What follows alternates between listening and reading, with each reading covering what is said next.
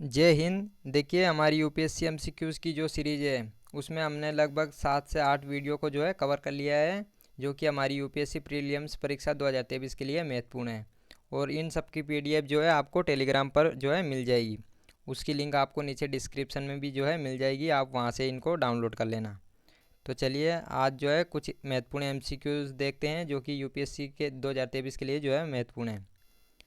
तो जैसे यहाँ पर प्रश्न पहला है, निम्नलिखित कथनों में से कौन सा सही है।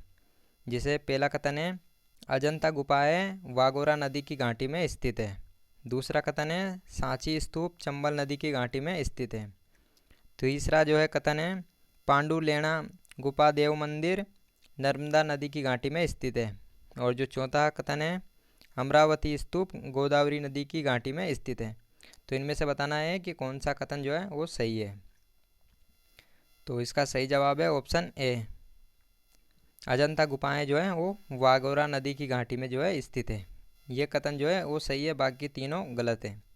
तो अब इसको जो है विश्लेषण के साथ देख लेते हैं। तो जैसे अजंता जो है वो पूरे 30 गुफाओं का जो है समूह है। कभी कभी जो है इसमें 29 गुफाओं का समूह भी जो है माना जाता है। तो जैसे बात करें अजंता की, तो इसमें जो है मुख्य रूप से 30 गुफाएं जो है शामिल हैं। और अजंता की जो है इसको 1983 में जो है यूनेस्को में भी जो है शामिल किया गया है। ये एक यूनेस्को जो है विश्व धरोहर जो है इसमें भी जो है शामिल है। और बात करें जिसे, ये जो है ये घोड़े की नाल के आकार के जो है पहाड़ों को काटकर बनाया गया है इसको। इसके सामने जो है वागोरा नदी बहती है। गुफाओं के पास मौजूद गांव अजंता के नाम पर इन गुफाओं का नाम पड़ा। और इसमें जो है कुल जो है 30 गुफाएँ हैं, मुख्य रूप से 29 है। और बात करें एलोरा की, तो एलोरा में जो है 34 गुफाएँ शामिल है। और जो पहाड़ के किनारे पर करीब 2 किलोमीटर के हिस्से में जो है ये फैली है। और इनको भी जो है 1983 में जो है विश्व धरोहर स्थल के रूप में शामिल किया गया था। और बात करें अजंता और इनकी, तो ये जो है ये महाराष्ट्र के औरंगाबाद में जो है स्थित है। अब बढ़ते हैं दूसरे प्रश्न पर। तो ये दूसरा प्रश्न है, ओएसएल नामक स्मारक कहाँ पाए जाते हैं। तो इनमें से बताना, जैसे ऑप्शन ए है हम्पी और एलिबीड, ऑप्शन बी हेलीबीड और बेलूर, मैसूर बेंगलुरु तथा श्रृंगेरी और धारवाड़ में। तो इसका सही जवाब है ऑप्शन बी, हेलीबीड और बेलूर में जो है ये सही जवाब इसका। जैसे विश्लेषण देखें, प्रारंभ में ओएसएलओ की राजधानी जो है वो बेलूर थी, परंतु बाद में जो है हेलीवुड हो गई थी। अब बढ़ते हैं तीसरे प्रश्न पर। तो तीसरा प्रश्न है, भारतीय संविधान में कोई संशोधन लाने का उपक्रम किया जा सकता है। जिसे कथन एक है यहाँ पर लोकसभा द्वारा, दूसरा कथन है राज्यसभा द्वारा, तीसरा कथन है राज्य विधानमंडल द्वारा और चौथा कथन है राष्ट्रपति द्वारा। तो इसमें बताना है कि संविधान संशोधन जो है किसके द्वारा लाया जा सकता है। तो जैसे केवल एक, एक, दो और तीन, दो, तीन और चार, या फिर एक और दो।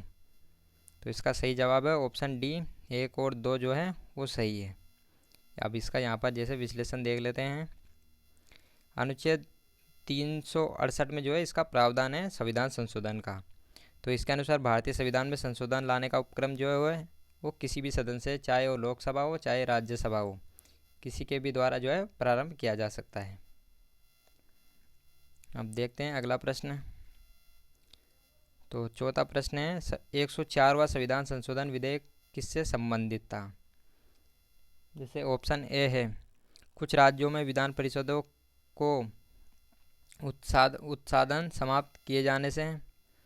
ऑप्शन बी है भारत के बाहर रहने वाले भारतीय मूल के लिए द्वैध नागरिकता आरंभ करने से। ऑप्शन सी है निजी शिक्षा संस्थानों में सामाजिक तथा शैक्षिक दृष्टि से पिछड़े वर्गों के लिए कोटा प्रदान करने से। या फिर ऑप्शन डी है केंद्र सरकार के अधीन नौकरियों पर धार्मिक अल्पसंख्यकों के लिए जो है कोटा प्रदान करने से। तो इसका सही जवाब जो है वो है ऑप्शन सी, निजी शिक्षा संस्थानों में सामाजिक तथा शैक्षिक दृष्टि से पिछड़े वर्गों के लिए कोटा प्रदान करने से। तो इसका जैसे बात करें 104वां संविधान संशोधन, तो इसमें जो है इसके तहत जो है संविधान संशोधन किया गया था 19 में। और ये जो है ये एसटी और एससी से संबंधित था, अनुसूचित जातियों और जनजातियों से संबंधित था। तो इसमें क्या हुआ था कि इनकी जो आरक्षण की अवधि है वो 10 वर्षों के लिए बढ़ा दी गई थी, और इसमें जो है अनुच्छेद 334 में जो है इसके तहत संशोधन किया गया था। तो ये अनुसूचित जाति और जनजाति से संबंधित 104वां संविधान संशोधन था। अब देखते हैं अगला प्रश्न है प्रश्न 5। तो जैसे प्रश्न है, निम्नलिखित में से कौन सा अपने प्रभाव में सर्वाधिक मुद्रास्फीति कारक हो सकता है? तो जैसे ऑप्शन है सार्वजनिक ऋण की चुकौती, बजट घाटे के वित्तीयन के लिए जनता से उधार लेना, बजट घाटे के वित्तीयन के लिए बैंकों से उधार लेना, या फिर डी है बजट घाटे के वित्तीयन के लिए नई मुद्रा का जो है सृजन करना। तो इसका सही जवाब है विकल्प डी, बजट घाटे के वित्तीयन के लिए नई मुद्रा का सृजन करना। इसका जो है ये सही जवाब है। जिसे बात करें यहाँ पर मुद्रास्फीति आया, तो मुद्रास्फीति का मतलब होता है महंगाई। जब बाज़ार में कीमतों में वृद्धि हो जाती है, जो सामान होते हैं उनमें जो है महंगाई बढ़ जाती है, तो उसे जो है मुद्रास्फीति कहते हैं। अब जैसे यहाँ पर अभ्यास प्रश्न देख लेते हैं, जिसका जवाब आपको जो है कमेंट में देना है। निम्नलिखित में से कौन सी ब्रह्मपुत्र की सहायक नदियाँ हैं? तो जैसे ऑप्शन की बात करें, ऑप्शन ए है दिबांग, कामेंग या लोहित। तो इनमें से जो है सही जवाब देना है कौन कौन सी जो है वो सहायक नदियाँ इनकी। जैसे केवल 1, 2 और 3, 1 और 3, या फिर 1, 2 और 3। तो इसका जवाब जो है आपको कमेंट में देना है। हम मिलते हैं अगली वीडियो में।